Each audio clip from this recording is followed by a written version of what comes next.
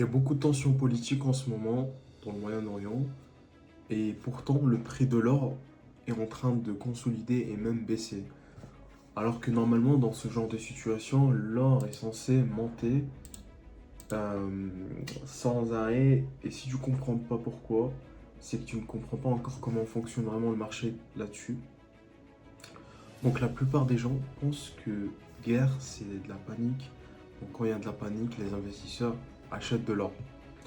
Et c'est vrai, mais seulement en théorie, parce qu'en réalité, le marché est beaucoup plus complexe que ça. Donc, en réalité, là, il y a trois facteurs qui expliquent pourquoi l'or peut baisser même en pleine crise. Même en pleine crise. Et si tu traites le gold, dès que tu comprends ça, tu peux comprendre clairement tout dans le trading. Donc, comment tu traites le gold surtout, et que tes résultats ils vont changer énormément. Donc, tu as le premier facteur qui, euh, qui influence le gold, tu as le dollar. Donc, comme tu le sais, le dollar en ce moment, il fait que monter. Bah, dernièrement, là, ça fait juste une journée que le dollar il a baissé un tout petit peu. Mais ce que je vois là, c'est que le dollar, il fait que monter. Donc, il est en tendance haussière en ce moment. Et ça explique pourquoi le gold, il est très faible. Donc, quand le dollar il devient très fort, l'or il devient plus cher pour les autres pays. Donc, les autres pays, les investisseurs, etc., ça devient encore plus cher pour eux. Et du coup, la demande diminue. Donc, même si le contexte est stressant, un dollar trop fort peut bloquer la hausse du gold. Le marché ne regarde pas seulement la guerre, mais il regarde où va l'argent en fait, tout simplement. Dès que tu as une devise qui est très forte, bah, c'est que en fait, tu as la demande qui va baisser beaucoup sur le gold et du coup, les investisseurs ils vont plus s'intéresser là-dessus, ils vont aller chercher autre chose que ça. Donc, tu as un deuxième facteur qui peut impacter ça. Donc, c'est les taux d'intérêt. Et ça, en fait, c'est contrôlé principalement par la Fed de réserve américaine. Donc, tout simplement, quand les taux d'intérêt sont élevés, donc normalement, dès que tu as les taux qui sont élevés, normalement, garder de l'argent en dollars devient très intéressant. Pourquoi? Déjà, tu as les obligations, donc ils génèrent un rendement. Tu as les comptes, ils génèrent des intérêts. Et tu as le cash, c'est une sécurité. Alors que l'or, en fait, il rapporte rien du tout dans ça. Donc en fait, l'or, c'est autre chose.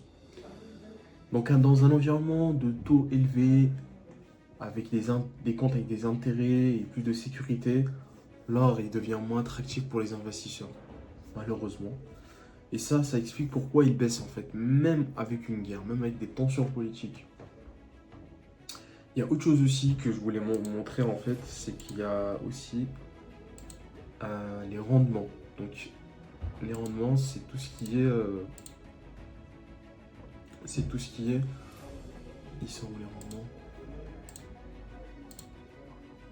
Ok, là tu vois que les rendements, ils font qu'augmenter.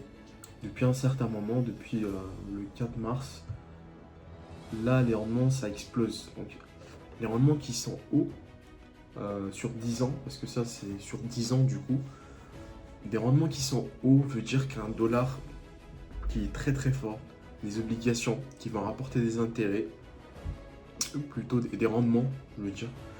Et du coup, le gold ici, il est plus attractif du coup. Et les investisseurs, ils vont plus s'intéresser au dollar et garder l'or à côté parce que ça va leur coûter encore plus cher. Beaucoup de pays, ça va leur coûter plus cher d'investir dans le gold que d'investir dans le dollar, etc. Donc ça, c'est aussi un facteur qui peut impacter le gold. Et là, j'arrive au troisième facteur, troisième truc qui est très important en fait. Alors là, c'est le truc le plus sous-estimé, rien à voir avec tout ce qui est dollar, avec tout ce qui est ça. En fait, les investisseurs, ils sont très intelligents, en quelque sorte, ils sont très forts. Ils anticipent l'action. Donc en fait, eux, euh, les investisseurs, ils réagissent pas instantanément aux news, aux guerres qui se sont déclenchées en Iran, qui se déclenchent maintenant. dans les pays de Moyen-Orient, en fait, eux, ils ont déjà acheté en avance. Et du coup, le moment où ça s'est officialisé, ben, eux, ils ont fait leur prise de profit. Et ce qui explique tout ce qui est liquidation dans l'or. Donc tout ce qui est liquidation, ça explique qu'ils ont déjà fait leur prise de profit. Et c'est pour ça que, en fait, dès que c'est officiel, mais ils vont tout short. La plupart, ils vont faire des prises de profit, etc. Donc tout dépend. Donc dans le cas au Moyen-Orient, des tensions déjà connues, donc ça commençait déjà depuis un certain moment.